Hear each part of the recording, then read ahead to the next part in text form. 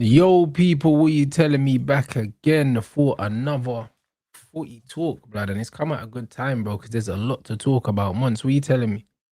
Nah, man, I'm here. I'm good. We've got to speak about a bag of things.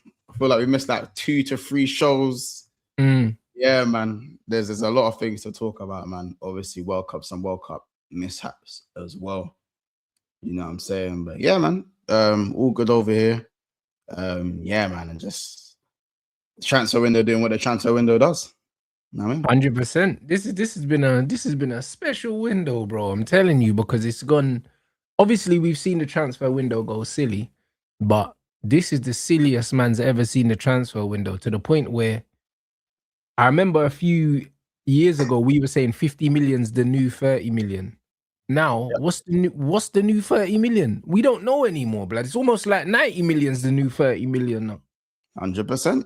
100%. And I think at this point, this is like there's just certain ways now that unfortunately teams are being forced to move in my opinion. Teams are being forced to move in a certain way. Like, I've got my opinions on obviously how you man have moved with your business, how Tottenham have moved, how Liverpool have moved. I'll go actually my opinions. How managerial changes have worked with Chelsea. There's that too. There's a few. There's a few in my opinion. And yeah, man, I just think the lowballing thing, I think that's coming to a swift end unless you really got some leverage going on the player side. You know what's funny though? The whole term lowballing, yeah, is a weird one, because it's like lowballing someone is offering someone less than what they're worth.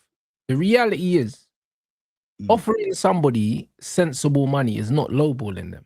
Do you know what I'm saying?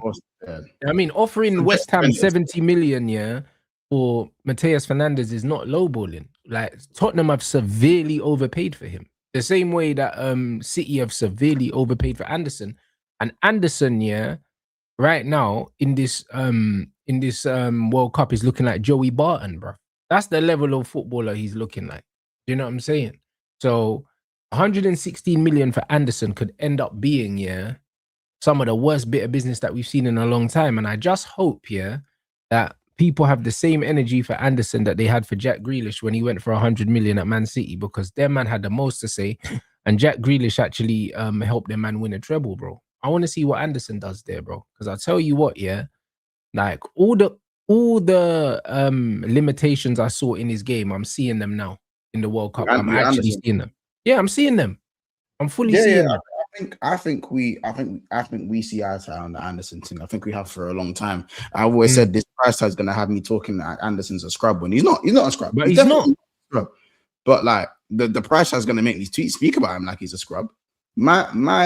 If we're starting with like the Fernandes thing, because that's what I think that's the biggest talking point. The Fernandes thing for me, you can look at it from 2 ways. Yeah, I think Spurs have overpaid.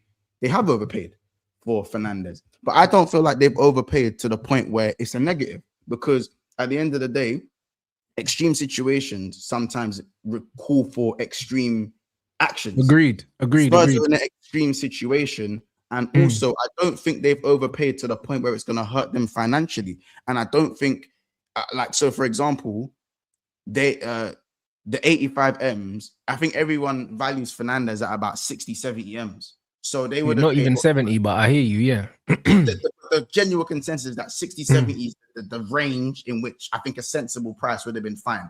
60, 10 in add-ons is what people probably look at for a player like Fernandes in this market, right? He's now gone for 85. So Spurs have maximum overpaid, in my opinion, by 25 M's. The same 25 M's that would have got you Senesi if he wasn't for free, in my opinion. You know, they look at Tonali. I think Tonali, they've overpaid by about 15 M's.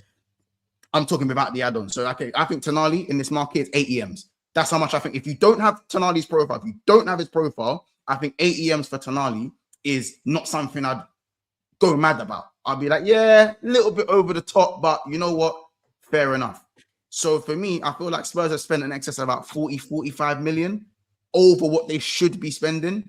Yeah, but However, Spurs, but the thing is, What they're worth to Spurs and what they're worth to us is completely different, bro. We didn't finish 17th 2 years in a row. Do you know what I'm saying? These men survived on the last day of the season. However, to pay that. However, even though the valuation between United's eyes and Spurs' eyes are different, I believe United should have paid the money. Me personally, only because I don't. I think you man should have paid the money because Why? I don't think 40 million excess is an amount that hurts Man United. Secondly, I think Man United, the reason for you man to go and what make do you mean 40 million? 40 million who? What are you talking about? We only wanted Fernandes. You know the 40 million I said that in excess compared to how we actually value the players. So I think Tonali was probably priced 25 million, 30 million over his. Sorry, Fernandez's price was 25 million over his what it was. So for example, I'm saying 60 million, they're going for 85. So that's 25 million in excess, right? 25 million, too much.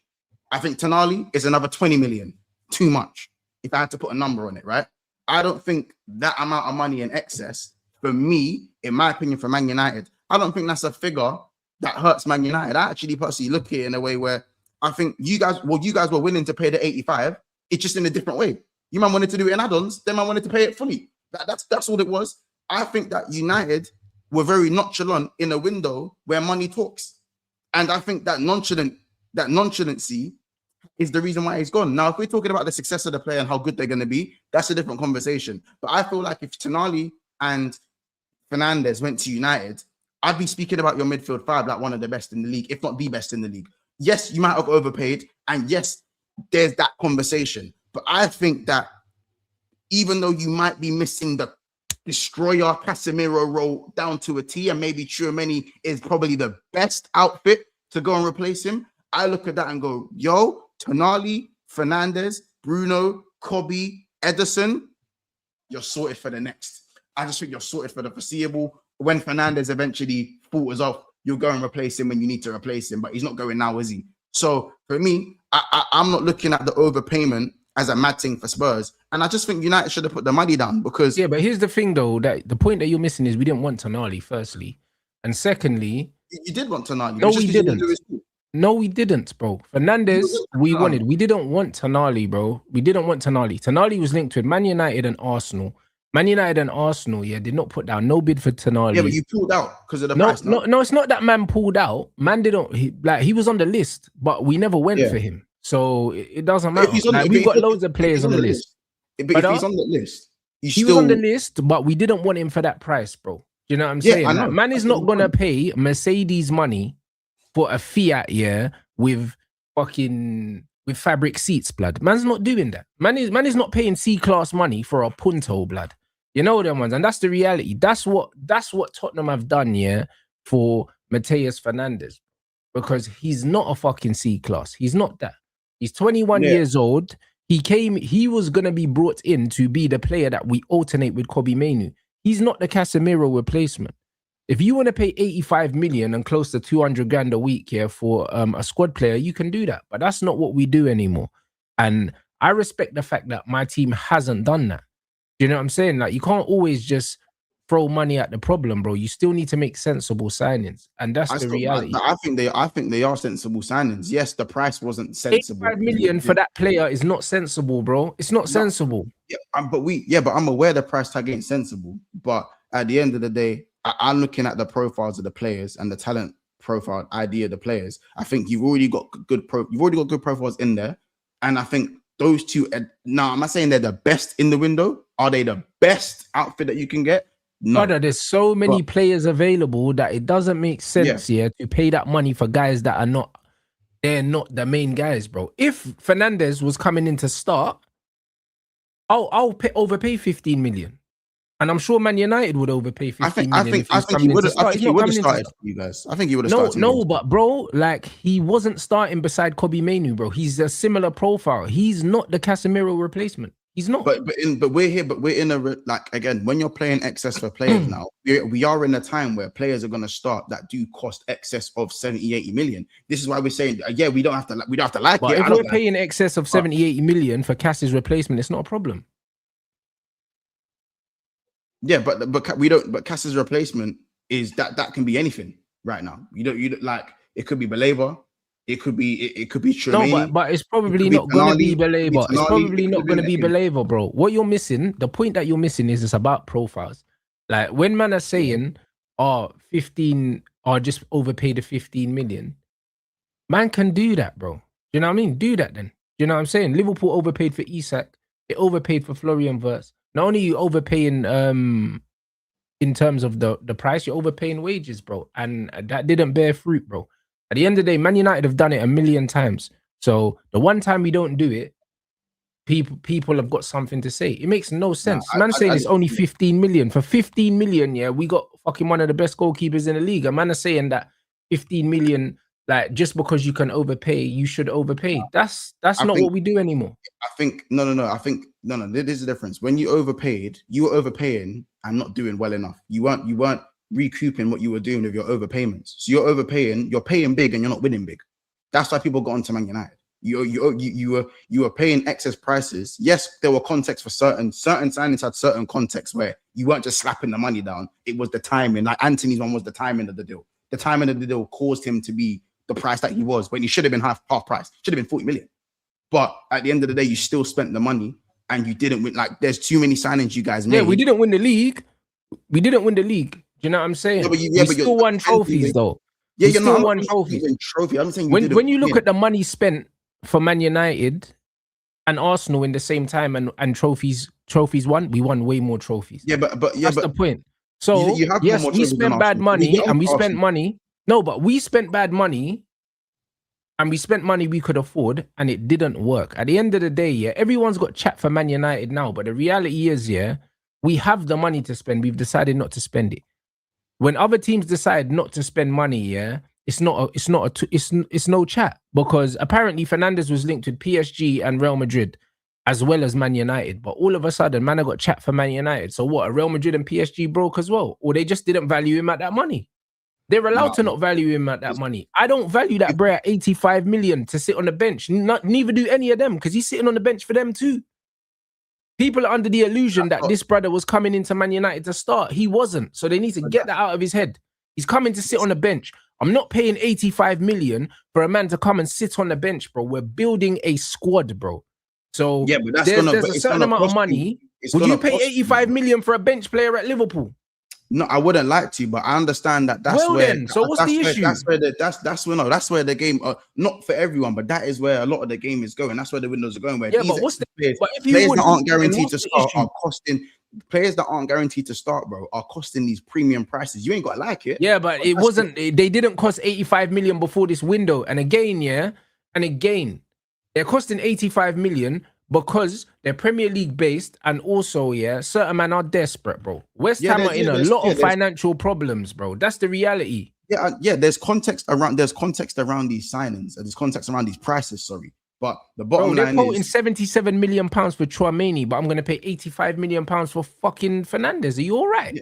Yeah, I hear that, but we don't. The whole Tchouaméni thing is still up in the air. As I've always said, if you guys go and get Tchouaméni, I don't think no one can say nothing, because that's still a better outfit than any of the players you were linked to in the past. But right now, you haven't got Tchouaméni, you haven't got your replacement yet, and the move isn't in your hands. So if Real Madrid are trying to move this on, it's very clear. I think they're trying to put in a bid for Michael Elise, and they're trying to raise some money. Yeah, so but we still don't know. Like again, I'm looking at it more so for if it happens. My stance is fair. I'm not going to say you're talking like Fernandes, yeah, is so good that man can't replace him, bro. There's so many players at the level of Fernandes he can be replaced. I didn't say that. If there's bare options, why would you spend 85 million? What you're saying doesn't make sense. No, it does make sense. I'm saying that there are players. It does, just because he's not the best option in your window isn't always the one you're going to get, for one. And even if it's overpriced, it doesn't mean he's going to be a bad outfit. Just because Tchouaméni is the best one you can get, or again, because the Tchouaméni links have been very much. He was not going to play. Listen to what I'm saying. He was not going to play, the same role as Tchouaméni anyway. So Tchouaméni really, I use Tchouaméni's price as an example. You can get second fiddle rotational players for less than 85 million in this window that are as good as him. Yes or no? You can do. Yeah, you can get second fiddle. So we chose to do that. But at the end, but Kobe's not going to play every game, and you're building a squad, right? And listen to what I said. Listen to what I said. I'm listening. We can get a rotational player to come in for Kobe Mainu for less than 85 million? Yes, we can. You can. Well then, so that's what we're going to do. So who's that going to be? It doesn't matter. We've been linked with Alex Scott. We've been linked with fucking... He's going to cost us the amount of money. He's costing 80 million. No, he's not, bro. He's not. He's not. Why not? Why not? He's not. He's not. Why not? Bro, the difference is between Alex Scott, and my man also is because West Ham were desperate for their bread, bro. That's why they wanted that money up front. Even if we paid 70 for Alex Scott, and we decided we wanted to pay 60 up front plus 10, it's still less, bro. Do you know what I'm saying? So it don't matter. This is the point I'm trying to say. It's also how you pay the money as well. For a rotational player, 85 million, is fucking bonkers. You could go and get fucking Manu Kone for like 50 million euros to do the same job. I'm not disputing that, but Alex Scott's costing you 70 to 80 mil, bro. Like, even if you pay if you cost 70 mil, that's still 15 million less and a different payment structure. It's, for me, like, listen, you can do that, but we spent 15 million on our goalkeeper, bro. Yeah, of course, and that's an anomaly. That's not a norm. That's an anomaly. No, you say that's an anomaly, but bro, that's what. No, because that's what a scouting system's for. When we paid, when we paid 38 million for Edison, man were telling us we overpaid. If we didn't sort out Edison deal before this bullshit, he would have been 60 million. Even so, the amount of times you see a player or goalkeeper come in for 50 million and hit the ground running and look really good is rare. Yes, the scouting guys are doing their job because people buy shit keepers though. Yeah, but it's still happening. It's still an anomaly. Don't change the fact that it's not an anomaly. It's still an anomaly. So my thing is that if you do bring in someone who is better or for better money, then fair enough. But the market is shit. The market stinks. We all on the same page at that.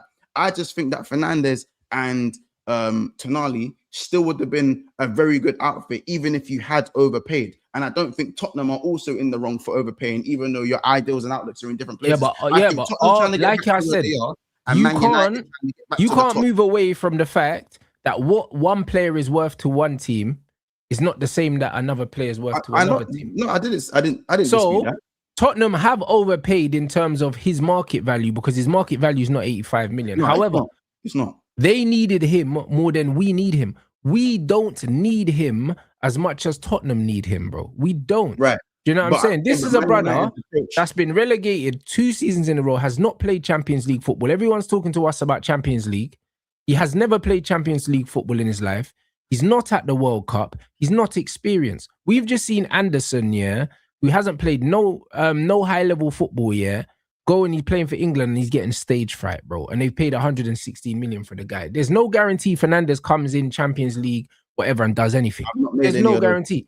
So for us to say we're not paying 85 million for a guy that's not starting for us is not unreasonable. Not only is it not unreasonable, it's sensible. I'm not listen. Liverpool's transfer style has been that. What you're doing now is what my club have been doing for years.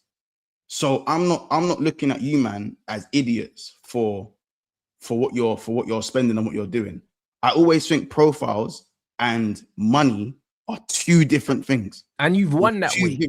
There's 2 different values to it. And you've won that way, yes or no? Yeah, of course we've won that way. We've won big. We've won big more than guys spending big. Well then, so why has man got chat for us when it's us? Man, no. You man, when you man say everyone had chat for us when we spent big, because you didn't win big. That's my thing was never changing. But the difference is we could afford to spend big, and we did. Money when you win big. No one. Yeah, but we could afford to spend big, and we did, and it didn't work. And we can still afford to spend big, and we're not spending big, but we still have the money. But the market, but unfortunately, the market is changing, and I think you lot can still spend moderately and still get good players. Just like we can spend over 300 million if we want to. Factually we can. No, I don't know. I don't know your papers like that. But you lots, in terms of your list, and he was high on your list.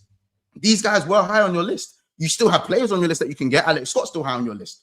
Do you know what I'm saying? Tchouameni is a dream signing. Tonali wasn't high on our list. Fernandes was high on our list, apparently. Say that again. Fernandes was high on our list, for a certain price. This is what people need to understand. He was high on our list because we thought when West Ham got fucking relegated, he was going to be cheaper. That's why he was high on our list. He wasn't high on our list because we think he's the best player in fucking Europe, or else we'd have paid the money. What I would say about all of this is that it depends on obviously the stance earlier on. Now, as I said, I'm a Liverpool fan, so I more than anyone understand about being smart with your money. Yeah, I understand that more than anyone. I think that no one can say anything to me about spending smart. You know what I mean? But I think when you're looking at guys like Fernandes, guys like Scott, guys, I don't really want to throw Tonali in there because I just feel like he's more of a professional. He's 26, innit? He's been around the way. He's been around the way more. So I can maybe throw Adam Wharton in there. Like when it comes to guys like that, I don't have a problem with, and Anderson as well, to be fair, and obviously Anderson. I don't have a problem with teams walking away from deals or not willing to spend the money. But I feel like there always has to be a strong alternative. And I also think with a team like Man United, for me, a team like Man United, I feel like Fernandes probably should have chose Man United just because of the size of the badge anyways. I feel like the older, maybe a time... But they're paying him more money. I think in a time, once upon a time, I think Fernandes would have took less money and you man would have got him for the add-ons because Fernandes would have pushed for the move. And I think that's a thing because De Zerbi and Carrick doesn't have the pizzazz, the je ne sais quoi about his name. And De Zerbi is a manager that's got that. He like De Zerbi's got the cool. He's got more. He's got the cool more than my manager, more than Areola as well. He does. He just does, innit?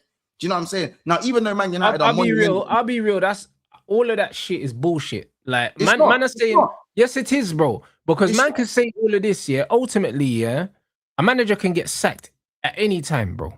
That's true. At the end of the day, yeah. If you're going to Manchester United, you're going to Manchester United. If you're only going to Tottenham because of De Zerbi and then De Zerbi throws his toys out the pram after 6 months, he gets sacked. But that's what happens to players. That doesn't make no sense. That happens to players, though. No, that happens to players. No, but bro, what I'm saying to you is, yeah, he went to Tottenham because they paid the money and they offered him more wages. It had nothing to do with fucking De Zerbi. Like, I'm not trying to hear that. It definitely had something to do. Hey, bro, listen, believe what you want. I'll be honest, because we've had Ole Gunnar Solskjaer, yeah, and we signed Varane. You think Varane and them man signed what? Varane signed for Solskjaer? Man United, because you're Man United. Well, there you go. You're Man United. But if, so but what? If you're De United, Zerbi's got more pull than Man United. Since when? Rants, if you're really Man United, then Fernandes would have pushed for the move, regardless of them paying him more money. That's not true, bruv. That's not true. What are you talking about? Hold on. So we can get Casemiro, Varane, but we can't get Fernandes. I didn't say you can't get Fernandes. I'm saying if Fernandes really wanted United, he would have pushed for the move. He didn't have a preference. He didn't have a preference. Why did he not have a preference? Because it was said that he doesn't have a preference. Why did he not have a preference? What do you mean? Why didn't he have a preference? He didn't have a preference because he didn't care he didn't care about the package. He didn't care. His thing was just that. Listen, if Manchester United were blowing up my man's phone and said, "Listen, we want you and only you, yeah, like we want you to come," they clearly did not do that, bro. Use your brain. You know what's funny? When it comes to Man United, yeah, people lose all common sense. It's not. How is it common sense? They lose all common sense. He didn't have a preference. He didn't have a preference. All right, bro. But Brent, he didn't have a preference. I'm saying he didn't. I'm saying he didn't have a preference because he just went wherever whoever's paying me more, man will go there. So how does that not make sense? If he went wherever the money was, and you say that De Zerbi didn't have anything to do with it, brother, use your brain, blood. Man are talking about De Zerbi, yeah. De Zerbi. I said De Zerbi has nothing to do with it. If he has nothing to do with it, brother, Tottenham offered more money. It wouldn't have mattered who the manager was. It wouldn't have mattered who the manager was. He lives in London right now. Tottenham are in London. Tottenham have offered him more wages and offered to pay what Man United didn't offer to pay, bro. So in his head, Tottenham wants me more, bro. So I'm gonna go to Tottenham, bro. What the fuck's it got to do with De Zerbi? That's not what I'm saying. You got what I'm saying wrong. So because of that, he has no preference. Because they're paying him more. Because Tottenham wanted him more. If his preference was United, then that stuff wouldn't have as much of an effect. It wouldn't have the same impact if you want to go United. When man want to go United, bro, they'll go United. Like look at other times you sign players, bro. Do you know what I'm saying? Man United have had Poole for years, bro. So it's like There are players that have wanted United and that will go United regardless of another team maybe offering them a slightly higher pay package or a higher pay, or even a much higher. But all right, De Zerbi's got so much pull, yeah. Like who did he sign up Marseille? I'm not talking about De Zerbi. I'm talking about because bro, you mentioned his name. This is Man United versus Tottenham. This ain't got nothing to do with De Zerbi. So, right, I'm taking De Zerbi out. I'm taking De Zerbi out of the equation. I'm saying that if he had a preference, you would have seen that preference shine. Yeah, this is it, bro. This 100%. Like that's like saying that, yo, my man chose fucking Slot over Pep. He didn't. Florian Wirtz. Did he choose Slot over Pep? Is that why he went to Liverpool? Or is it because you were willing to pay the money and City weren't? City weren't. Again, it depends what you believe is the PR stunt. It depends what you believe. City, but sometimes you just need to use common sense, though. I'm not doing the whole, bro. Wirtz, I believe Wirtz didn't go to Man City because Pep was leaving. Liverpool wanted him more, probably. No, because I think because Pep was leaving.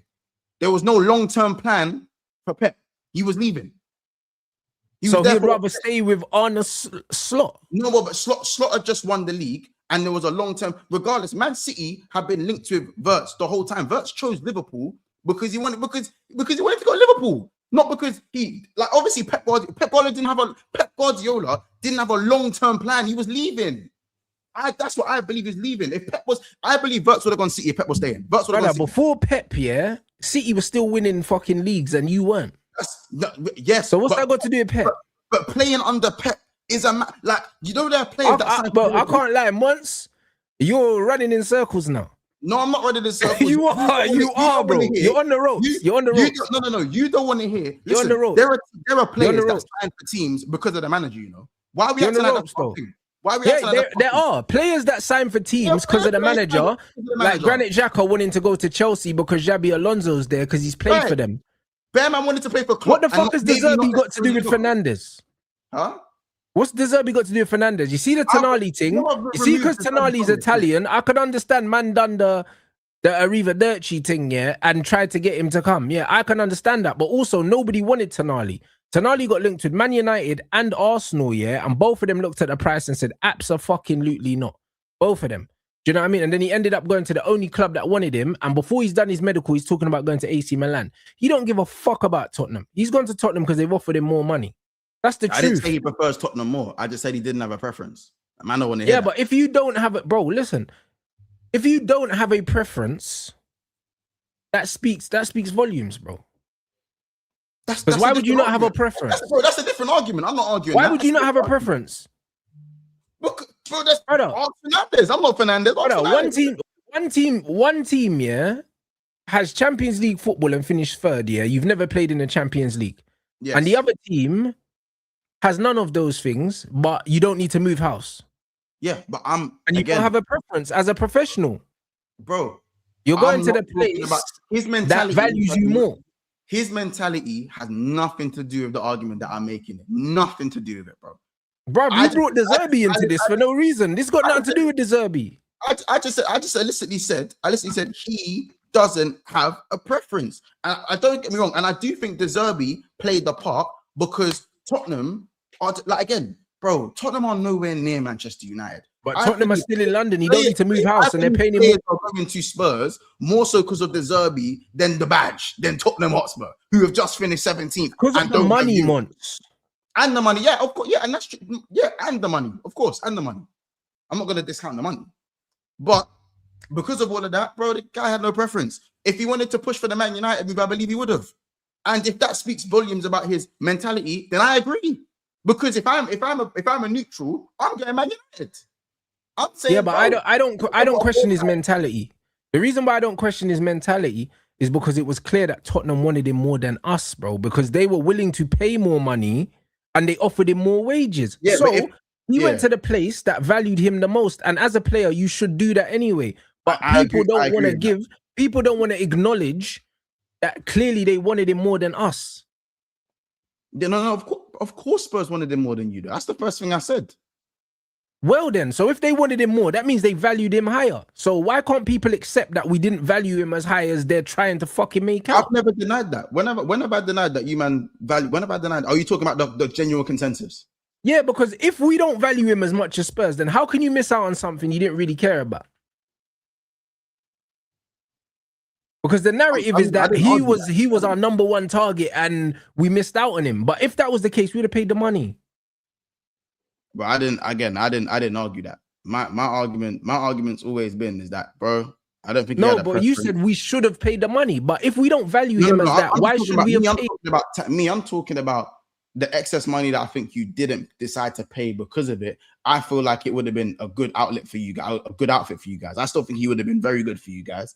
I still think Tonali would have been good for us. I think he would have been good for you guys. Like, I'm not saying he would have started. I'm saying with a bench Kobe. There's a whole tactical conversation that's there for another thing with Mateus Fernandes. You know what I'm saying? There'll be another Mateus Fernandes, just like how there'll be another Yan Diamande. There'll be another Diamande as well. Yeah, he's awful though. Do you know what I'm saying? There'll be another Yan Diamande. Me, I wasn't willing to pay. Yeah, but bro, the fact that your club was willing to pay over 100 million for him, that should alarm you. And it does, because I can be honest. I'm being honest about the whole Liverpool and what we're willing to put our money down for. That's a whole nother conversation. But I'm just talking about the Fernandes and the Tonali situation. I just think the player didn't have a preference. Yeah, and but again, man said we were told he was the number one target. We haven't streamed for 2 weeks, so I don't know. Bro, what you're. Like, you see this? They said that we were told that he was number one target. But we are also told that he wants to go to Man United and he's giving Man United his world, bro. We can be told whatever we want, bro, because these men just need to tweet something. No, how do you go from Man United his first choice to he has no preference? But that's the same way I believe that Diamande did give his, even though Diamande prefers PSG to Liverpool, I believe Diamande did give his word to Liverpool, but otherwise they wouldn't put the money down. But players change their mind. No, but I don't believe he gave his word to Liverpool. I believe that he was open to going to Liverpool. You said again? I believe he was open to going to Liverpool. I don't believe he gave Liverpool his word. When I say his word, you know what I mean? As in, like, he expressed that I think his agent definitely expressed, that he's on going Liverpool. He's on going 100% he did. 100% he did. But they said that he gave Manchester United, like, his word that he wants to come to Man United. That's not what happened. I don't know who said that though, because someone, and it doesn't matter who said it. The fact is, it wasn't true, because somebody said that, and then after everything was done, they said Man United got no inkling from the player that he had a preference. Man just kind of wanted to go wherever. It was wherever and Man United have made it clear we're not trying to overpay for players, that don't want to play for us. But that's the original point I was making. I don't like. It was literally stated that the player didn't really have a preference, and that Man United didn't feel like what you said, they didn't really feel like it was enough to go, we're going to go all in for you. Do you know what I'm saying? No, we didn't. So the player didn't have a preference. So when I'm saying, he had a preference, he prefers Man United. Well, he didn't have a preference, did he? He didn't. I'm not saying he preferred, and that doesn't mean I'm saying he preferred Spurs. No, you're right. But the fact that he didn't have a preference, that says enough about him. I wouldn't overpay for a player that is not like, this is where I want to be. I'm not overpaying for that. And that's similar to the Diamande thing, where PSG are in the race, and I feel like the PSG was always at the back of his head. Because why would you not go to PSG? The reason stated why you're going to PSG to sit on the bench, or you're going to Liverpool and start, and make a name for yourself. So if you choose PSG, that already tells me about your mentality. I don't want you anyway. But the thing is with PSG though, because if you look at the amount of minutes that Dembele and these men played, he would have been playing enough games in League One. He would have seen, like, these men are getting minutes. Like, these men are getting. I think Dembele's only played 2,000 minutes this season in all competitions, something crazy like that. That's why he's so fresh, and that's why the man look how they look in the Champions League, because the Barcola, Barcola's getting minutes. It's just that when it comes to crunch time, he ain't getting those minutes. He don't get the crunch minutes, the important minutes. And when it comes to the finals and that, he's always going to be second fiddle. Whereas Diamande at 19, if he's getting the League One minutes, he don't give a monkey. He's playing for PSG and getting the League One minutes. He'll get 20 appearances, 20, 30 appearances with the League One appearances, where they'll keep Dembele, Cravath, and that ready for the champs while they try and go for the free-peat. Do you know what I'm saying? So that's the way I see it. Like, my thing is, I think Diamande is trash. If you end up getting Bradley Barcola, which is looking like you're probably going to get, Much better signing. They're pricing him at Elliot Anderson's price, bro. Yeah, but it's fine. You man have paid that stupid money already for Isak and thing. You can pay it again, mate. I'll be honest. You need to replace Mo Salah again. Yeah, but you're replacing your talisman for the last. How many years was Salah at Liverpool? 9 years. So you're replacing your talisman for the last decade. Pay the fucking money, bro. No, because you need him more than we needed Fernandes. Fernandes was coming to sit on the bench. This bear's coming to start, so pay the money. No, but for Diamande. No, for Barcola. So yeah, pay the money. No, but for me, I like replacing. I'm me, Pete. It's got to be Jarrod Bowen, bro. I ain't gonna lie. For me, I agree. It needs to be Jarrod Bowen. He's the most sensible one. Yeah, but like because Jarrod Bowen's not got the, you know how it's like you remember Sander Berg. It's like you know Sander Berg. Like we'll do Sander Berg and then man for the jokes. We'll say if Sander Berg and then man for the jokes. I'll still sign that you. But if we're talking profile, my fan base doesn't like when I say this. I say Jarrod Bowen is the profile replacement for Mo Salah. He is. Is it the long-term replacement for Mo Salah? Absolutely not. Absolutely not. But there is no long-term replacement for Mo Salah. You have to pick up players as they come available. Say that again. You have to pick up players as they come available. There's no long-term. Yeah, you can't replace the guy that scores you 30 goals a season for 9 years. You cannot replace. Of course, you can't, unless you're going to try and go and fucking put down 200 million for Elise. Yeah, that's it. That's. And are we going to do that? Hell to the no. So like because so when I say Bowen, that's why it gets the laughs and the hackles and the cackles. Because man are telling me he's 29. I didn't know footballers are finished the second they hit 29. I didn't know that. I didn't know it was. Guimaraes is 29. Do you know what I'm saying? And he's at the peak of his powers, yeah. And people are making out like the Brez a corpse, bro. Like I'm confused, but this is the new age football fan. And in the winger market, Mo Salah is actually one of the better wingers in the winger market because the winger market's so stinky. Yeah. This is what it is. This is the real. Jarrod Bowen is certified, proven numbers, proven creativity, and proven fitness. By the way, I know that's not something that people like to take in. No, but it matters, bro. But these things matter because right now Liverpool are always one injury away from a crisis. We're 1 or 2 injuries away from a crisis. Yeah, but there you go. Look at the amount. Well, there you go. And this leads me back to what United are doing. Look at the amount of money you've spent, in recent years, and you still don't have a squad. Who? Man United or Liverpool? No, you. That's why you're 1 or 2 injuries away from shit hitting the fan because you don't have squad depth. We did have squad depth. We don't have squad depth anymore. But this is the point, and this is why spending money sensibly, So when man say, it's only 15 million, bro, that's a player. Do you know what I'm saying? Yeah. Or if it's not a player, it's half a player if you're buying squad depth. Do you know what I mean? Man can't just be pissing away 15 million here, 10 million here, because it all adds up, especially when you're trying to build a squad. But it's the same way as I said that, like when it comes to building the squad, I always value profiles, but you look at someone like Endo. I didn't like Endo at the time, but I grew to understand, you know what?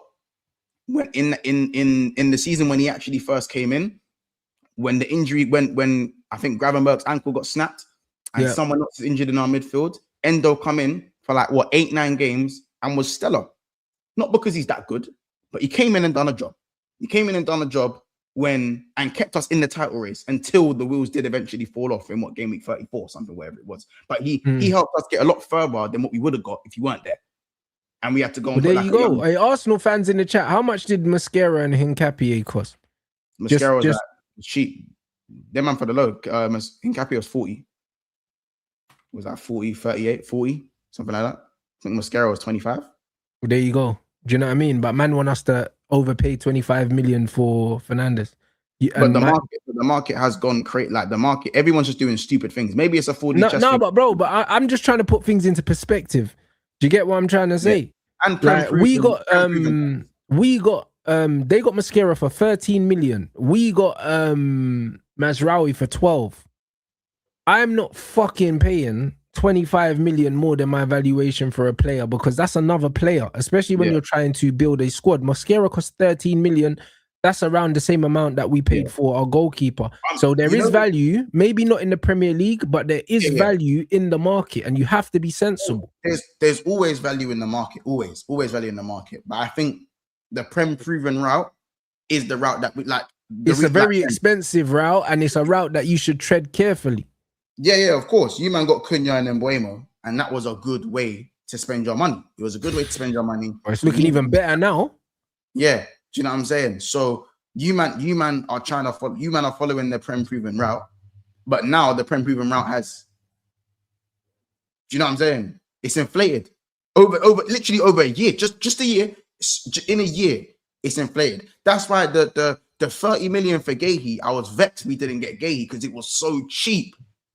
It was so cheap to go and get a Prem proven centre back. It was like, bro, like even though I don't like McAllister now, we got him for 35 million. Prem proven from Brighton, 35 M's. Yeah. You know what I'm saying? So for me, like my chat for Man United fans, or my chat for the Man United fan base only really comes, it doesn't come from the, we didn't value the player, because I didn't value Diamande 130 million. Do you get it?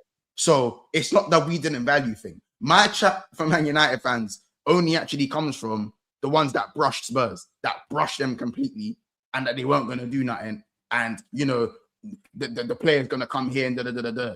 I don't know if you did that. I don't know. Yeah, but bro, even if they did, bro, you need to understand that we're well within our right to assume, that the player is going to choose Man United over Tottenham. Like, bro, we're well within our right to do that because it's Tottenham. So, So, bro, if you're still choosing Tottenham, that says more about you than anything else, blood. Like, we're still cool over here. Bro, yeah, that's what I'm saying. Like, bro, like, we're still cool over here. I mean, like, I crashed it on my cousin only because he sat there telling me. Again, I think these are personal things. Like, man sat there telling me he didn't just say that Spurs weren't getting him. He said that we were getting him. Does that make sense? He says that we were getting him, and don't even worry about. I thought Fernandes was choosing Man United over Spurs, but I didn't believe, when they were saying, Spurs are serious and Spurs are willing to pay all the money. I simply didn't believe it. I simply did not believe it because there's no previous to actually believe it, bro. I don't know about Spurs' financial injection that they just had and what they're going to do. I don't know all these things. So I don't support Tottenham, so I don't care. My point is, I'm thinking in a logical world, Fernandes is an ambitious young player that's been relegated twice, and then he's going to a team that survived on the last day of the season. It's not making sense to me. So I'm thinking he's going to choose Man United. We got Dallo and Bruno already at Man United, XYZ. And then he goes Tottenham. So that just tells me that he ain't got the mentality to play for my football club anyway. So we move. No, I hear it. But, bro, Spurs getting him after everyone brushed him. Bro, you can understand why, man. Because even like no one thought he was good. No one. Well, not okay. I'm not saying no one. No, even Spurs fans didn't think they were getting him, bro. They didn't. Not really. Like, it was just like, how? Even I was just like, how? How was that happening? Money talks, bro. Yeah, exactly. And this is why I always lead with the like, I think anyone in their right mind would have probably gone United. Do you know what I'm saying? But if Tottenham don't have the Zerbi and the money ain't the same. If Tottenham don't have the Zerbi and they pay the money, they still get these players, bro. I'll be real. Like, that's the reality. They still get them, bro. Money talks. Yeah, money does talk. Money talks. The Bray lives in London. He doesn't have to move house. He's being offered a lot more than what we offered him, bro. Like, to the point where it's 70, 80 grand a week more. That's a lot of money. It is. So of course he's going to go. I just think I think the club, like what they said, the club they hoped to have a stronger part on the bargaining side because of the preference of the player. When that didn't happen and the money was more. No, but it wasn't really that, bro. Apparently, we were the only team that was seriously in for him at the beginning. That's why United were just like, you know what? Yeah. We've agreed terms with him. He agreed to like 160 grand a week or something. Then Spurs say, cool, we'll give you 220, 230. Of course he's going to fucking go there. I don't blame him. Do you know what I'm saying? I don't blame him at all, bro. Like, he's the last person I blame. Do you know what I'm saying? I think it went the way it was supposed to go. Like, we showed him how valuable he was to us by what we offered him and how much we were willing to pay. And Tottenham showed him that he's more valuable. So go where you're wanted, bro. Do you know what I'm saying? Go where you're wanted. No, that's true. No, I mean, United wanted you too, but go where you wanted the most. No, go where you wanted the most. Do you know what I'm saying? Because you're worth more to Tottenham. Yeah, I hear it. But bro, I say fair play to Tottenham, man. I say fair play to Tottenham. I say fair play to them. Do you know what I'm saying? But boy, you know what I'm saying? Let's see how the season goes, and then we'll say fair play. Listen, of course, because I've been on both ends. I've spent the money and I've not spent the money and one and you spent the money and failed. And you know what I'm saying? So you know. See what I mean? Like, yeah, I think now they still have more moves they need to do. And I think with De Zerbi, I think they're gonna get a few more targets, and it's all about how they gel their team. But I'm not gonna spend all my time talking about Tottenham. But yeah, I think that's gonna be their prerogative going forward. I think they've built a much better base now, just off the back of the two that they've signed in midfield. I don't think their defense have got ultimately better. I think it's a sidestep from what they actually had in Romero. I think the Romero meme stuff is overstated. You know what I'm saying? Yes, he didn't have a good season, but not having a good season doesn't mean you're all of a sudden shit. That whole thing is weird to me. I think a lot of people are on this like this. I love and hate the World Cup sometimes because it's like the player of the month thing. Like when Liverpool signed Dufo and didn't get an Elka. Do you know what I'm saying? Stuff like that. Like that's what international football does. You know what I'm saying? Like international football, you'll see someone go lock up Messi, all of a sudden they got 40 million added onto their price tag. You know what I'm saying? Like I like Lemaitre, for example, Felix Lemaitre. Like his profile. But now they're talking about 120 million euros. He can fucking stay there. And also, Rants, he had one good game. Last group stage, he got hooked at halftime. He got hooked. Game before that, he gave away the ball for the goal. He had one good game. A man started talking like he was Zidane. It's insane. It's genuinely insane. You know what I'm saying? But that one good game was all it took. Now we're seeing triple dig talk. That's all it took. One World Cup game. That's it. You know what I mean? So the way I see it, it's an interesting one. This window is a very topsy-turvy window. I'm over the moon that Liverpool didn't go for Yan Diomande for that money. Like, I'll be honest, he would have got a treatment from me where Liverpool fans wouldn't like me. I'll be real. They would have some of them like me already. They wouldn't the way I was about to go treat him. You know what I'm saying? He would have got the Darwin treatment early doors. And he's 19, so I might have given him the benefit of that for the first year. But if I was gonna see baggy touches and shit like that, I'd have gone mad. I lost my mind. But even though I think he's a good player with good potential, you can't spend 100 million twice the window before and put the pressure of 100 million on a 19-year-old that was playing in America. The more I talk about it, it's gonna get me mad. I'm just gonna get angry when I talk about it. Fair. So it's getting me mad, innit? So for me, I always think I don't want to repeat myself, but Jared Bowen is the play. Yeah, no, I agree. I said it a long time ago that he just makes sense.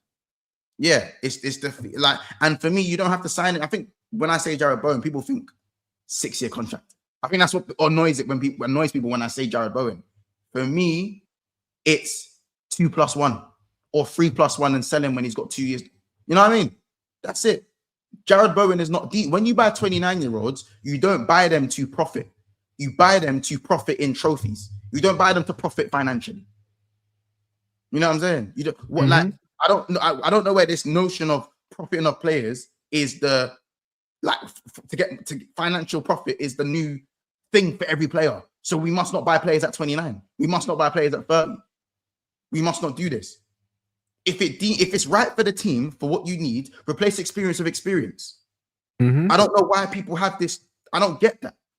Do you know what I'm saying? Again, back in the day, it never used to be about flipping players. When we signed Van Persie, it wasn't to make money on him. It was to win a title. Do you know what I mean? Go win me the league. I'm signing this guy to win me the league. End of conversation. There's no if, buts, and maybes, bro. But man are telling me, oh yeah, you know what? We can get Diomande because of the sell-on value. Like, I understand that is true. You can buy Diomande for the sell-on value. But why is the sell-on value the first fucking thing that's on your mind when we're playing a game of football on the pitch? We're not playing in the office. Man are looking at the fax machine and not the scoreboard. Yep. You know what I'm saying? It don't make no sense. Don't get me wrong. If you can get the best of both worlds, if you can sign, I don't know, Camavinga. How was Camavinga? 23? I don't know. if you can sign a 23-year-old midfielder who is still top, and he's valued at like fucking 50 million euros. Yeah, even if you're paying excess of 80 and he's 23 and he's only getting better, and you then go on to sell him for 120, for example, yeah, you got the best of both worlds. But why is the forefront of your mind the money side and not the what's going on the pitch? And people are probably going to flip that and go, yeah, but Monts, he's going to bring that on the pitch, and he's going to bring that on and we don't know that. You don't know, like it's everything's so unknown.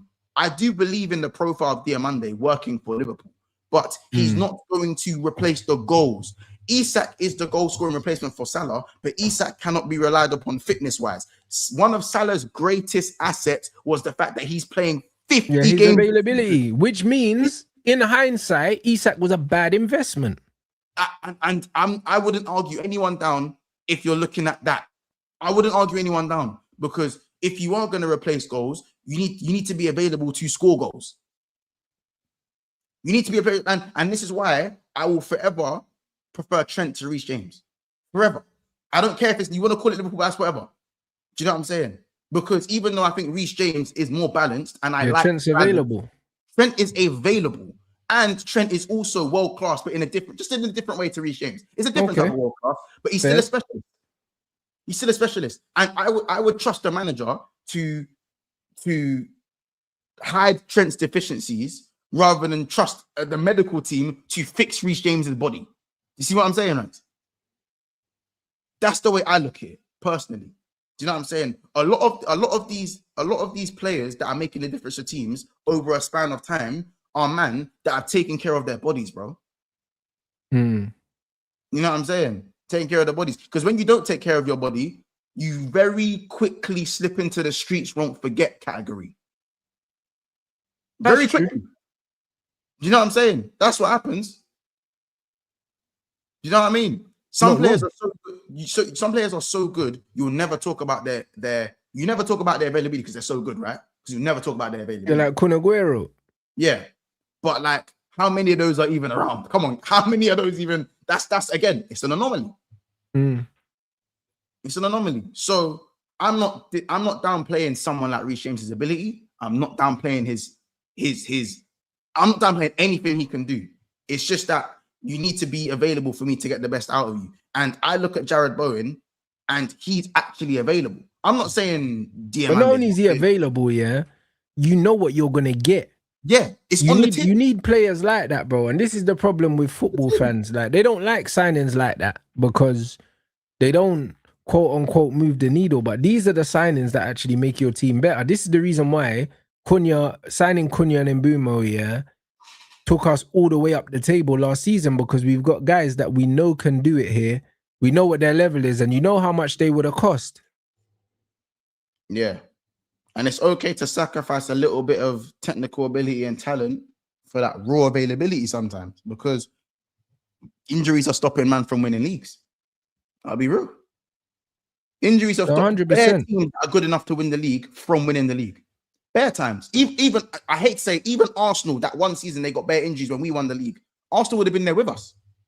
Maybe I still think we would have won it, but the sheer amount of injuries they were getting at certain points, it just made my job easy. And you know, Liverpool don't do well with pressure in title races. So there's a different type of pressure, right? Arsenal only really felt the pressure this season from Man City late on. You know what I mean? But it's one of them ones, bro. Look at Lavia. Bro, do you man don't know how cold Lavia is, bro? Cold baller. You know how fucked Lavia is, talent-wise. How cold that guy is, bro. No Chelsea fan can ever tell me that I've said Lavia shit. Never. Words will never come out of my mouth. I've always said Lavia. I was pissed when they got Lavia. Pissed. But from a talent perspective, do you know what I mean? From a talent perspective, Lavia is one of the biggest bullets we've ever dodged.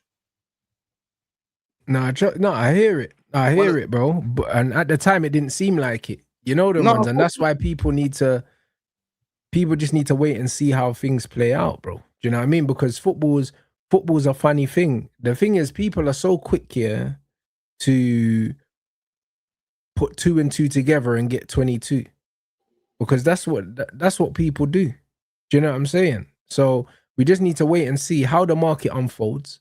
who turn out to be the good signings, who turn out to be the bad signings. And I bet you the best signings of this window are not going to cost upwards of 50 million. They're probably not. Yeah, and also because these price tags are killing our players too, bro. Like, I always think so many players are memes because of their price tags. I don't want to do the hindsight thing. I don't want to do it. But Enzo Fernandez, if he was 70 million or 60 million, he gets spoken about in a different light. Real Madrid are doing comunicados to let man know they don't fucking want him. Do you know how crazy that is? Yeah. Yeah. Do you know how crazy that is? No, I'm saying, I think... A man are telling me that Spurs are going to win the league because they got Tonali and Fernandes, bro. They had Tonali and Bruno Guimaraes at Newcastle. They finished 12th. Do you know what I'm saying? But Spurs are going to win the league with them too. Nah. Like, hear me out. Like, I think the price tag generally does sit on players' minds. And I feel like these days, the players are way more soft than what they used to be. You know what I mean? Players are softer nowadays. Do you know what I'm saying? They're softer. And I think the price tag, and also social media is more available to them. So they're more exposed to what's being said about them, maybe compared to 20 years ago or 15 years ago, let's say. So when you're costing more and it's more in your face and you're under 25, I do feel like these things play a part in the players' minds. 100%. Like Anderson has to hit the ground running, bro. It's a mad thing. Yeah. And I think if you take away pressure from certain players, they'll be playing Champions League games like they belong there. Like they should have been there from day one. Do you know what I'm saying? Because not everyone has I can have 100 million, I don't care. Not everyone, bro. Like, I look at Hugo Ekitike, who cost 90 million euros. No one really talks about his price tag because he hit the ground running, right? And he has good fundamentals. Correct. But I think he's a psychopath. He's a confident psychopath because there was no reason for him to even think like that. That he can come in front of Isak at that price and be Liverpool's number one guy. 9 out of 10 strikers would have just folded, in my opinion.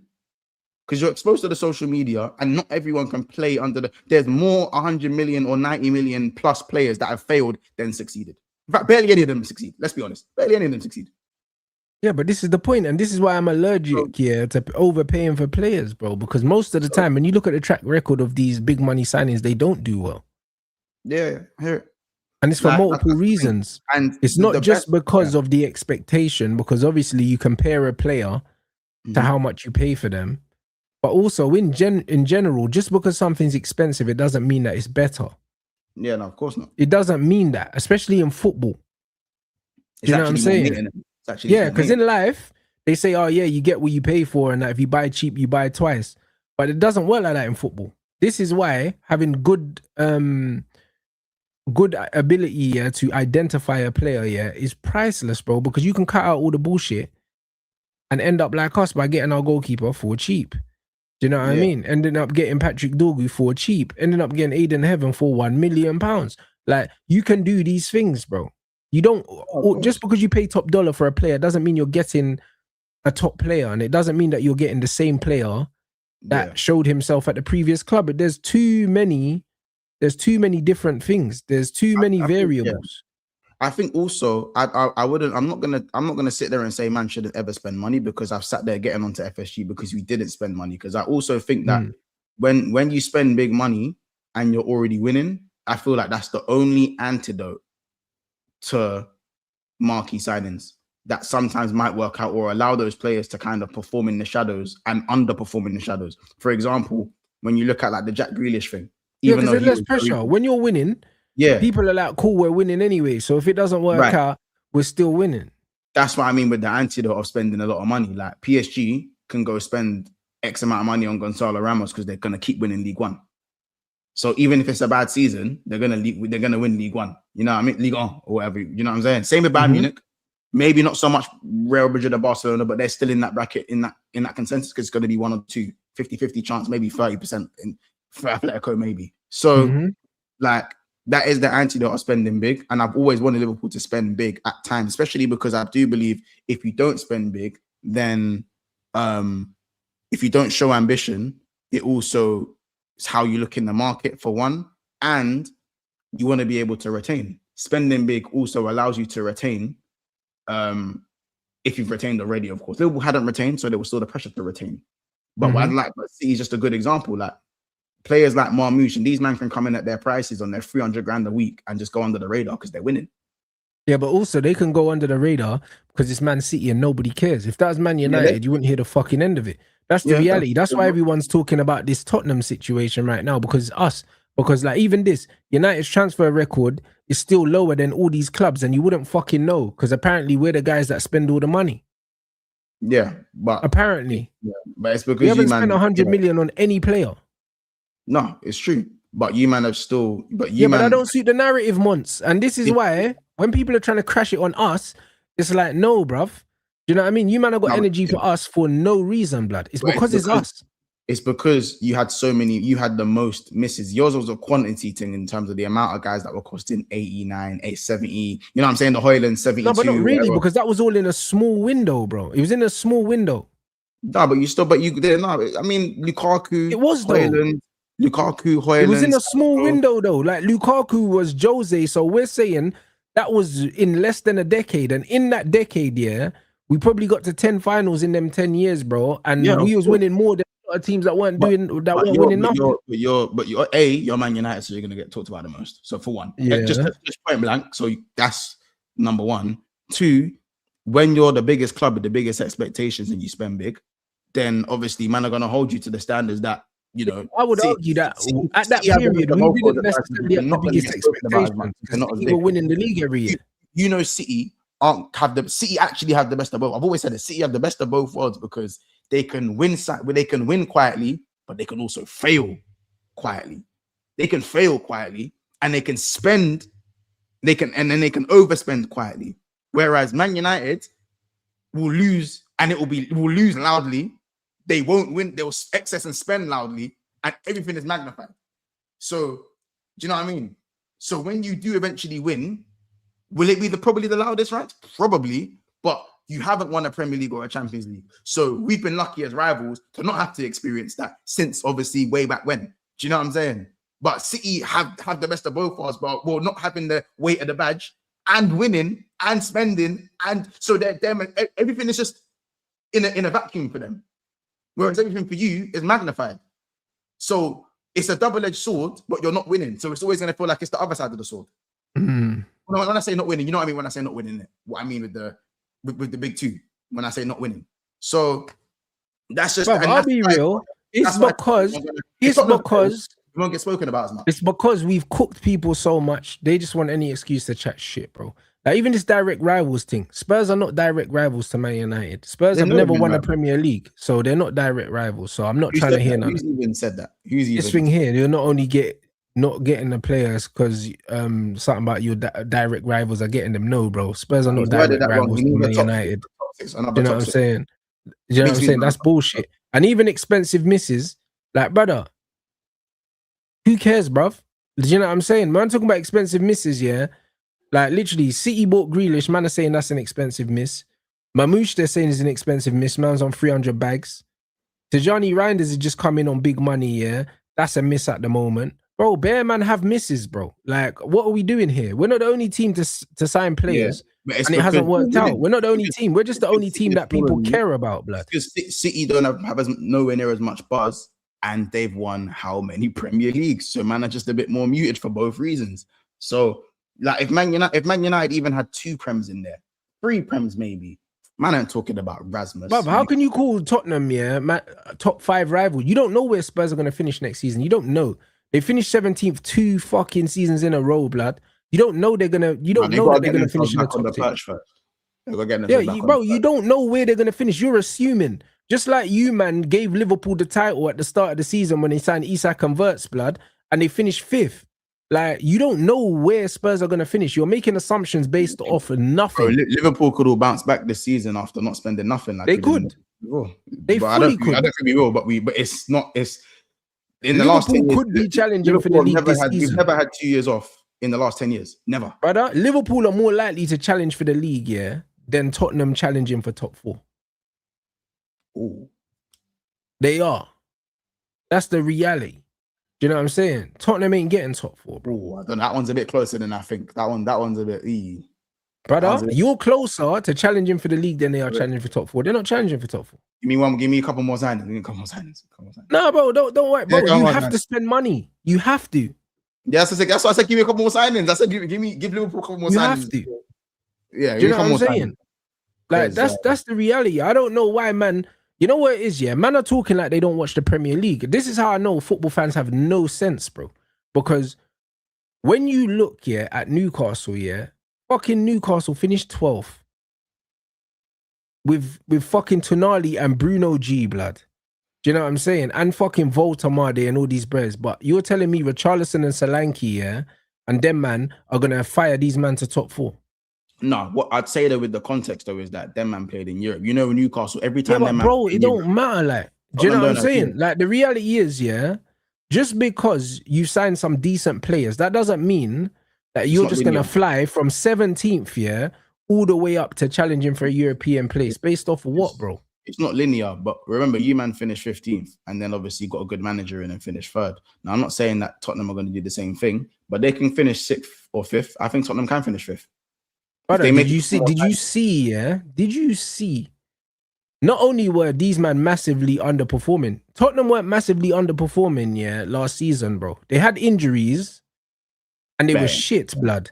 You know them ones there. They weren't massively underperforming. Like, them man ended up there for a multitude of circumstances. When you look at Manchester United and you look at what we had, yeah, they can go. When you look at what we have and when you look at our attack, bro, Tottenham's attack is not comparable to ours. No, it's not. But I'm saying that with Tottenham, like, I think they can definitely. I think Tottenham can finish 5th if they carry on. Tottenham need 3 attackers to challenge for the top 6. 3. They do. Not 1, not 2, 3, bruv. There's more than one way to skin a cat. And if you look at like how shit the league is, I'm actually a bit. Bruv, you're saying the league is shit, yeah, but the league can be shit. But you need to understand it might be shit, but it's also competitive. Might not be shit this year. Like, I'm actually a bit more optimistic that we see a little bit of improvement. I'll be honest. Like, I think I'm optimistic that the league won't be as shit as it's been for the last 2 years. Maybe I don't know if you are. I don't know where you are on that. Whether the league, you know how the league's been shit for the last couple of years. I think there could be a bit of I'm a bit optimistic that there can be a bit of an improvement this year. I don't know. Well, I'll be real, yeah. You know what it is? We've got new managers in the league right now, so I think the league's going to be different. But also, when you look at teams, yeah, you have to look at the style of teams. You have to look at the style of teams, yeah. When I look at the teams in the league, Man United and Arsenal were probably 2 of the most difficult teams to beat in the league last season. From when Carrick came in, us and Arsenal were probably the 2 most difficult teams to beat. Defensively, we were probably set up the best. So when I'm looking at teams, yeah, I'm looking at, which one of these teams are going to be really, really difficult to beat? That's what I'm looking at, because that's what gets you up the table. The reason why Man United got up the table is because we are difficult to beat and we have goal scorers. Of course. You know what I'm saying? So when I'm looking at the coaches now, guys that set up teams that are difficult to beat, Unai Emery is one of them. He sets up teams in a way that they're very, very difficult to beat. It used to be Thomas Frank at Brentford, and now the new Brentford coach is set up a certain way. Like, Liverpool in the first season under Arne Slot were difficult to beat. It became less so in his second season, yeah. I've never seen a De Zerbi side in my life, yeah, and looked at them and said the way they're set up they're really difficult to beat, bro, because they leave bare space, bro. Do you know what I'm saying? De Zerbi ain't going to set them up like Conte or Mourinho, blood. Spurs are going to be playing free-flowing football and they're going to be there to be got at, bruv. Do you know what I'm saying? So if man think that Spurs are going to be set up like fucking, I don't know, it's going to be Fort Knox there with Van Hecker, and them, man. Bro, I'm telling you, yeah, as soon as these man start leaking goals, and they start losing games, watch, everyone's going to be chatting shit. I think, I'll be real. I didn't say Spurs are finishing with Robertson at left back. For those who are losing their mind, I didn't say Spurs will finish 5th or finish higher than 5th. What I'm saying is that there is a world where Spurs can finish 5th. Of course, there's a world where, but bro, like, it's not about there's a world where. Man are going on like I said they're finishing 5th. I said if they keep signing players the way they're signing players, obviously the window's not closed yet. I don't think it's mad to say that Spurs can jump up at least 12 places. So 12 places. So at least what puts them in like 7th? Yeah, 10 places. Yeah, they finished 17th in it. Yeah, like 10, 11 places. I think they can make that jump. They can make that jump. But I I think man are a little bit like pressed as to the possibility of Spurs. I think they're finished. I think they're gonna finish around 8th, blood. And I'm putting it out there now. I'll go 6th. I'll go 6th right now. I think they're gonna finish about 8th. Do you know what I'm saying? Because I still don't put them above Aston Villa. I don't put them above Liverpool. I don't put them above United, City, Arsenal. Do I put them above Chelsea? Potentially not. I'd see how the preseason. I have to see what Chelsea do. But really, like, I don't put them in the top 6. I don't. So we just need to wait and see. Obviously, it would make sense to write off teams like Sunderland and stuff like that, but you never can. Because you just never know what they're going to do. There's always How the fuck did they go from 17th to signing 2 midfielders and now man are telling me they're going to get top 4, bro? It's like, bro, that don't even make sense. Yeah, no. Nothing is linear. Otherwise, Liverpool would have won the quadruple. Bro, that don't make sense because they had the two, like, bro, they had Van der Ven, who everyone wanted to sign last season, apparently, because he's the best fucking defender in the league, yeah? And Romero. And they've brought in Van Hecke and Senesi, who are not better than them two. So how the fuck, have they gone from 17th to top 4, blood, based on signing 2 midfielders? It makes no sense, bro. It's like people are not thinking before they're opening their mouth. Like, people's overstatements are coming from the 1 game a week. That's what I think they're going from. Teams have had 1 game a week before and finished 10th, bro. No, of course. But I think that's where it's coming from. The 1 game a week. Spurs having 1 game a week. Me personally, I think they still need a few more building blocks. I like what Spurs are building. We went 5th from 15th to 3rd. You man are saying it didn't make sense. It made loads of sense. No, you just change your manager in the league where everyone else was shit. We didn't just change our manager, bro. Like, our manager had Kobe Mainu, on the bench, Casemiro on the bench, Man was playing fucking Bruno and Ugarte in a double pivot at one point, And then on top of that, we signed, 2 of the top 5 Premier League goal scorers, and we're the only team in the league with 3 attackers on 10 plus Premier League goals. Of course, it makes fucking sense. Like, what's man talking about? Of course, it makes sense. Look at the acquisitions that we made. That's why we said Spurs need another. They need another one. They got 2 midfielders. They didn't buy 25 Premier League goals or 30 Premier League goals. We did. Yeah, but as I'm saying, but also Spurs being hard to beat. I'm not saying De Zerbi coached the teams where he's hard to beat, but Spurs are building a team that's almost perfect for the way De Zerbi plays. So that with the 1 day a week means their squad doesn't have to be as rounded. It doesn't have to be as rounded until maybe if they get a European space next season. And they still need to go and get better attackers. The attack still needs to be, it's still desired. Let's be honest. Do you know what I'm saying? You don't know who the goal getter is yet. You know what I'm saying? I think Savinho and Kudus are jinky names, but they're not goal scorers. They're not goal scorers. You know, Savinho apparently is the next one. Exactly. He don't score goals. We got Mbumo, who were the top scorers at their club. And that's why I feel like they are looking at. That's why I feel like, you know, when you hear the Leao links, the Rashford links, the Creepy links, is because they ain't scoring goals like that either. They want someone who can. They want someone who can put the ball in the back of the net more than what. Leao's not scoring goals like that either, Monts. But we're talking about guys getting. Sabino got like 1 goal. Exactly, and Leao ain't scoring goals like that either. Right, Leao scoring. I think Leao's getting 10 Premier League goals. We'll get 10 Premier League goals. They need to. Yeah, even Gakpo. Gakpo's another one. These men are not scoring goals, bro. We bought goals. Gakpo scores goals, friends. Gakpo scores goals. He's not for the Netherlands. He's not like a oh my god goal scorer, but he scores goals. Do you know what I'm saying?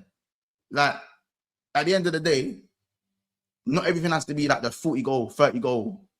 No, it doesn't, but it needs to be an accumulation. What people are failing to realize is that Manchester United, what happened last season was an accumulation of 2 summer windows, 2 good windows, not 1. That coming together, and then also the fact that Chelsea fell apart, you lot fell apart as well, and Tottenham remained shit, blood. Do you know what I'm saying? So if for argument's sake, Chelsea do what they're supposed to do, Liverpool do what they're supposed to do, United continue to do what they're doing, City continue to do what they're doing, Arsenal continue to do what they're doing. That's already 5 teams they're trying to catch. And then there's Aston Villa as well. It's not linear. Like you said, though, it's not linear like that. There's always fall-offs. It's not linear like that. Yeah, but how can you fall off if you've already fallen off? So what do you think Liverpool are going to fall even further? Rants. You didn't think it can get worse? It can get worse, you know. It can So get yeah, worse, so, man, oi, so if you get Iriola Telling you, it in get worse. and you get your signings and then you do worse, then bro, fair enough. Rants, you know. Are you Rants, expecting Liverpool to get worse? Brother, I will never put out the question. Shit can really, bro. Ask certain fans, bro. It can get. You think Chelsea? Hey, bro, listen. I'll be real. I'm glad that you don't have faith in your manager. I'll be real. I'm glad you don't have faith in your manager. You man weren't gonna finish 15th. It can get worse. Trust me. Nah, but bro, we knew Ruben Amorim was washed. All of us wanted him sacked even after the final, though. I'm not taking out the context. I'm just saying, Rants. If you don't think it can get worse, it can, bro. Bro, it can.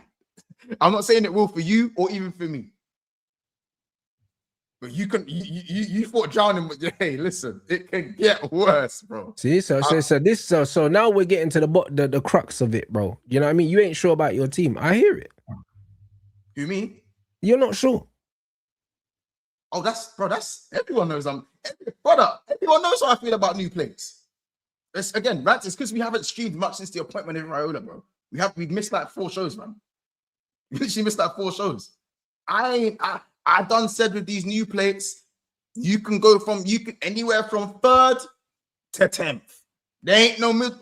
It can be anything. There's so many unknowns. If we're talking Liverpool, there's bare unknowns in my team right now. Van Dijk is old, and Jacquet, Leone, Kirkes, but you can't sit there and tell me there's bare guarantees. The only guarantee is that Soboslai's going to run a lot right now. That's the only guarantee. Soboslai's going to cut mileage. You're going to get the mileage from Sobo. You know what I'm saying? Don't get me wrong. Tactically, am I enthusiastic tactically about Areola? Yes, I am. Yes, I am. But you've gone from Bournemouth to Liverpool. You are a new player. You're just as much as an unknown as fucking Jeremy Jacquet, mate, that we've just signed for 50 million. Tell me I'm lying. Tell me I'm lying.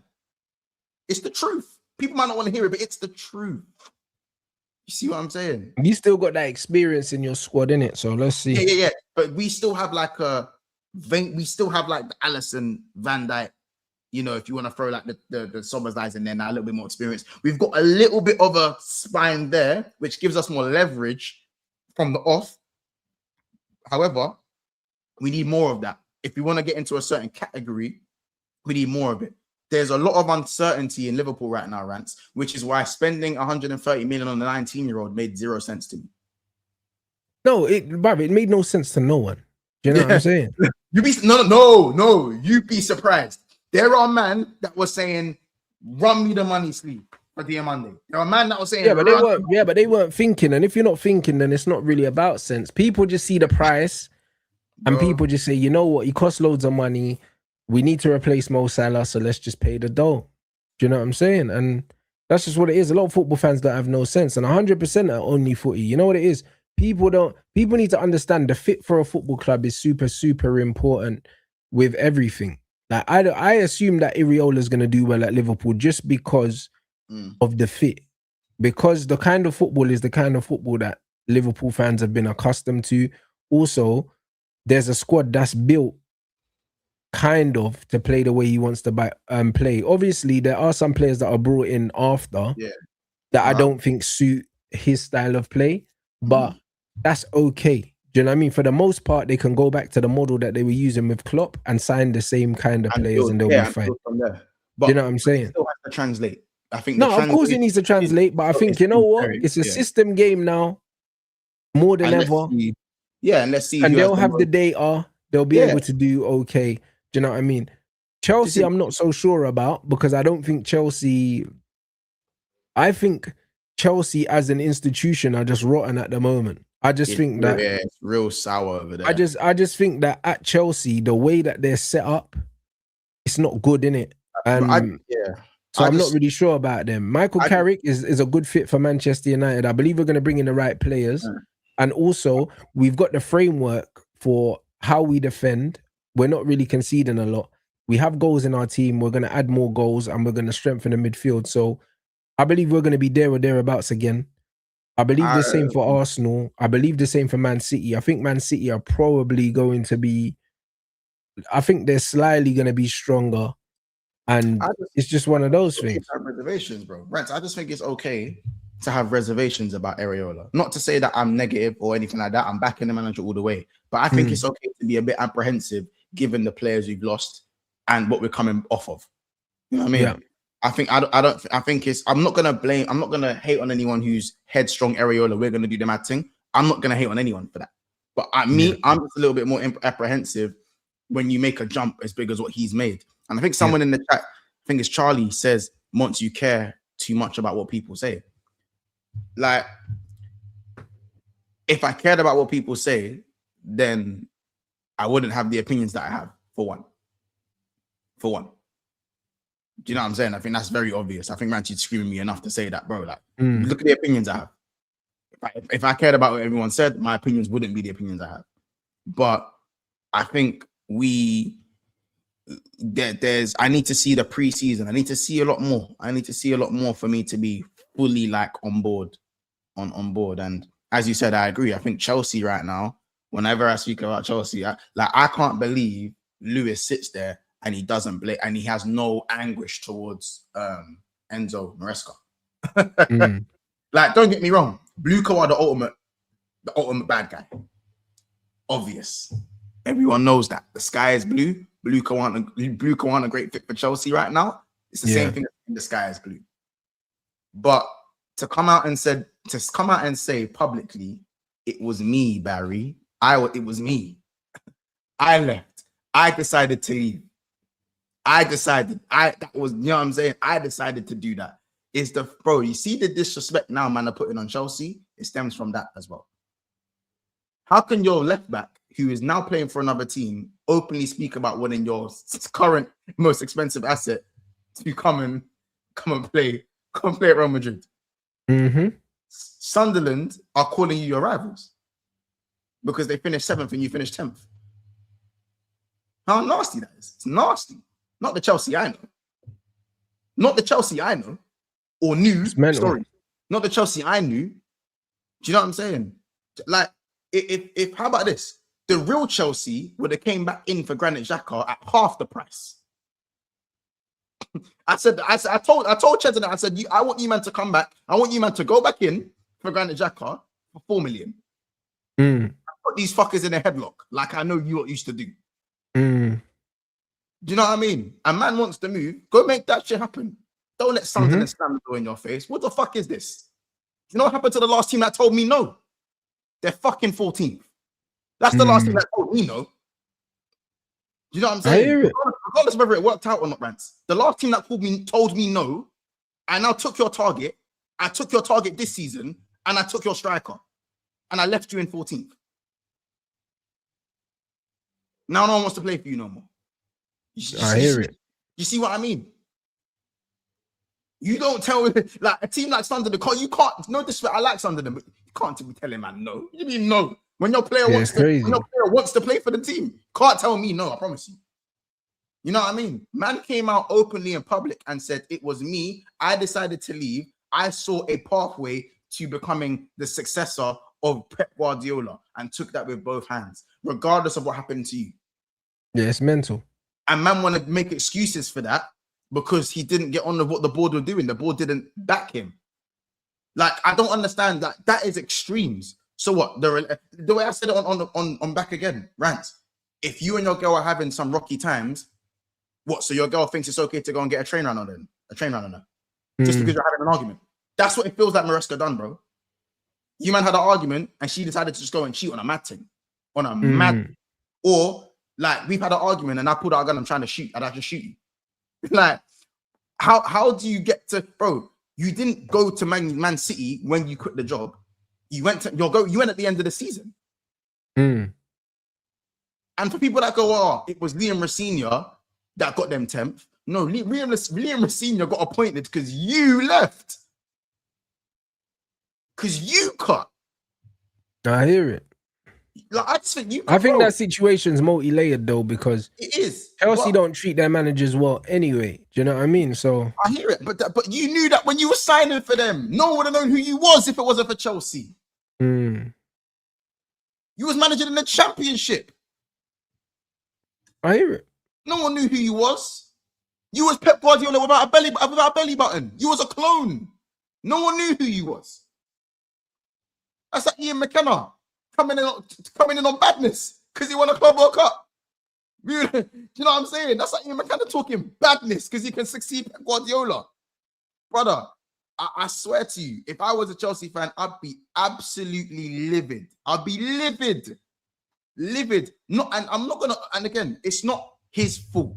It's just both their faults. It's a result of poor work upstairs and the manager going, you know what, I don't care. And that attitude spiraled down to the players because you can see the players didn't care. They didn't care. No, yeah, they definitely signed out. They signed out for real. Yeah, they all checked out. The players didn't. And Rants, you know what it is? When you're superiors, when you're younger, when your superiors don't care, as man, usually it's like, whoa, they don't care. So why should I? Why should I? That I don't care attitude reverberated. The fans didn't deserve that, Rants. The fans didn't deserve that, bro. And man came out and said, "Oh, I apologize the way it had to go, but I saw a pathway. I had to take it." Huh? Pardon me.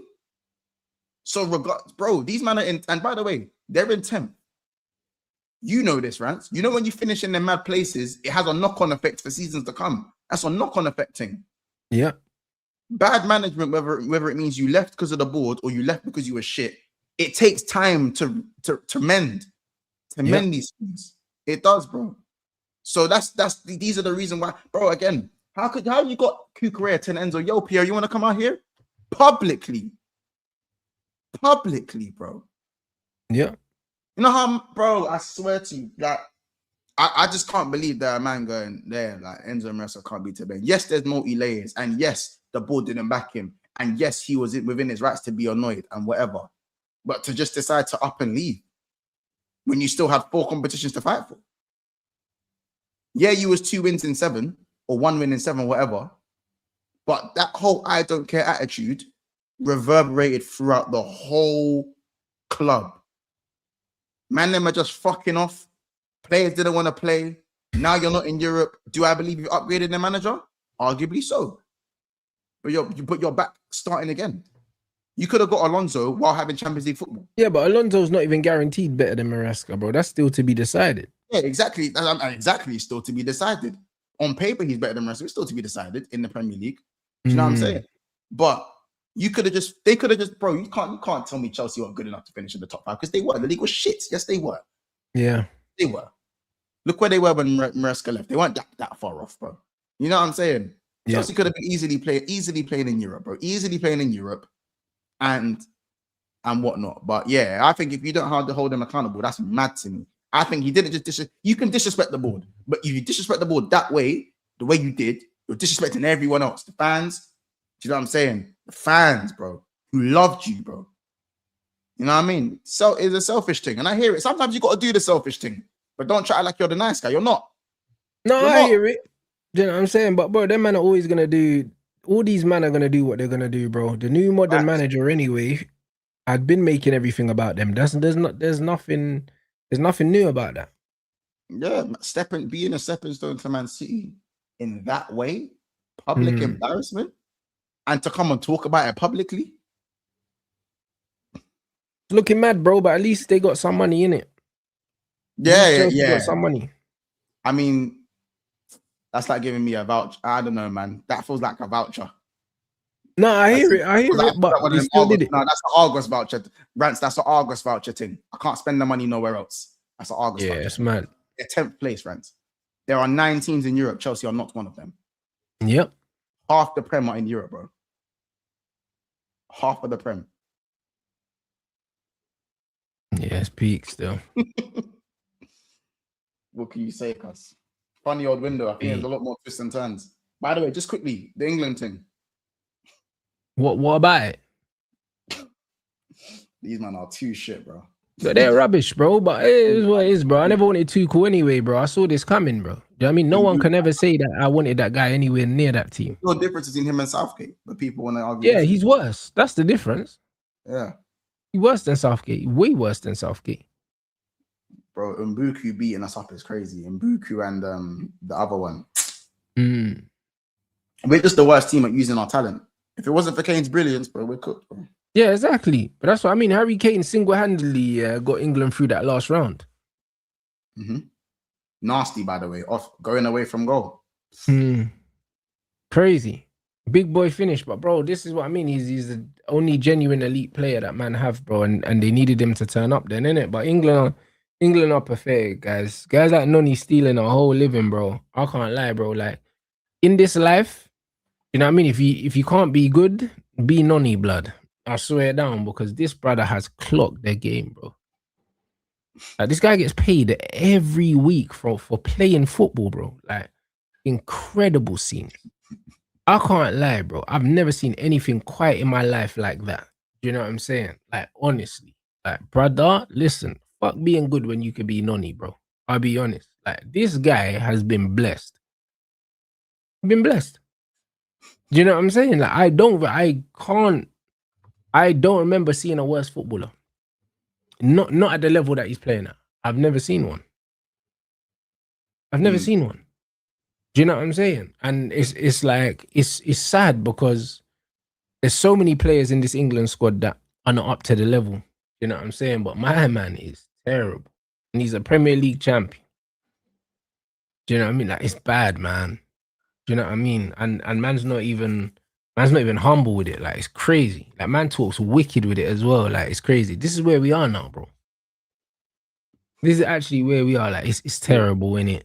Do you know what I'm saying? Like it's actually so bad. So because of that, honestly, like England just, bruv, they just are what they are, man.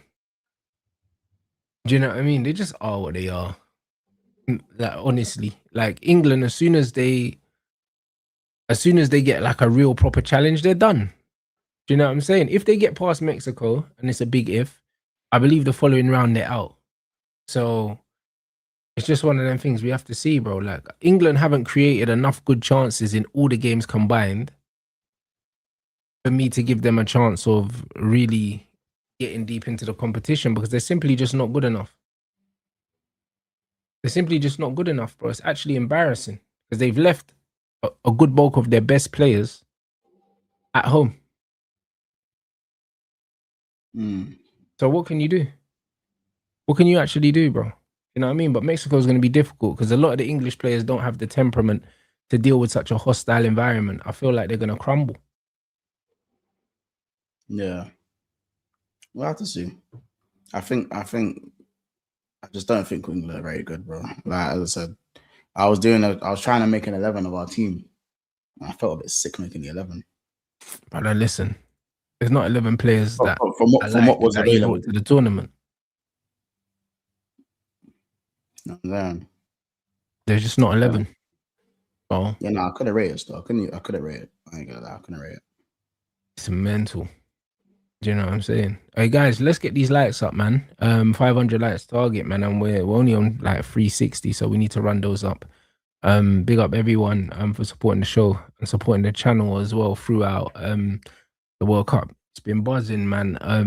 I've pinned a link as well. I've pinned a link to a tweet. Obviously the cat's out the bag, innit? There's been kind of like negotiations kind of been going on behind the scenes about Misfits in Newcastle, bruv, in September, about fighting Danny Simpson, innit? So the ex-Man United player, and obviously he used to play for Newcastle. So we're trying to get that over the line, innit?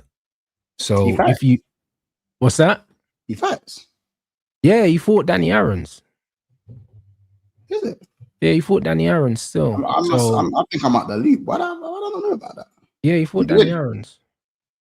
Did he win? So I've pinned the link to the tweet, innit? I need you guys to just at Mams underneath and let's get this over the line, innit, before the budget gets allocated to all the fights, innit? Because man want to get this done now.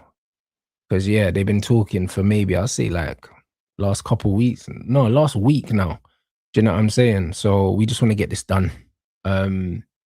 So it would be good to get it over the line, guys. So if you could click the link that's pinned, yeah, and you'll see in the comments anyway, loads of people have already added him in it.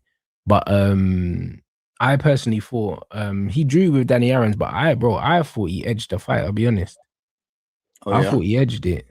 Do you know what I mean? I actually thought he won it, man. He's tough and he's game. So it would be a good fight. You know what I mean? So yeah, we're trying to get that made, guys. If they see that there's enough demand for it, I'm sure that they'll pull the trigger on it. So tell him put his on the line. if you could click the link and just at Mams Taylor, yeah, you'll see in the comments anyway. Loads of people have added him already. So if you could click the link and do that for me, do you know what I mean? I'm sure that will get it over the line. And the event is on the 12th of September in Newcastle, so it's a few months away. So, you know what I mean? It'll be good, guys. Do you know what I mean? So if you could do that for me, better not pull out of this one, bro, because I ain't traveling halfway. Nah, he won't pull out. That's Misfits, bro. They'll put the bag up as well, so he'll be there. Do you know what I'm saying? Yeah, so I can't be halfway to Newcastle. Nah. It will happen. If it gets announced, it will happen. You know them ones. So yeah, man. If you can you man, make sure you at him. I'd appreciate it, bro, because that would definitely get it over the line. Obviously, once he sees the demands there, they'll put the money up. Do you know what I mean? But obviously they've been speaking for a week and that. So this is the furthest in terms of progression that we've got anyway. You know what I mean? There's a weight agreed and I've agreed to it. So, you know what I mean? Like, we just need to get it over the line, guys. So you man already know what to do. Click the link. Just at him underneath. Just say that you want to fight and tell him to put it on and then we'll see, bro. What you got coming up anyway, my bro? I think I'm live at 9 after. What game's at 9? There's a game at 9, no? A game that finishes at 9. Yeah. It's after the Egypt game. So I'm live after the Egypt game. Okay. Yeah, right now. That's about it for me. I've got a video coming out tomorrow on just speaking on Jeremy, okay? And that's about it. Yeah. That's about it on my side. Wicked. Yeah, just pushing for 30 bags. Nice. So yeah, you lot make sure you subscribe to Big Six Bants, obviously, and the link is in the title as usual. And now he's not an Arsenal fan. I mean, he's a United fan, bro. He was born in Manchester, bro. He played for Leicester. He won the league there. Was he at the academy? Your academy? Yeah, he came through the academy at Man United. Won the league at Leicester. Played at Newcastle as well. So he'll be the home fighter in it if we fight in Newcastle. So yeah, man. If you lot could do that for me, click the link in the chat at Mams Taylor.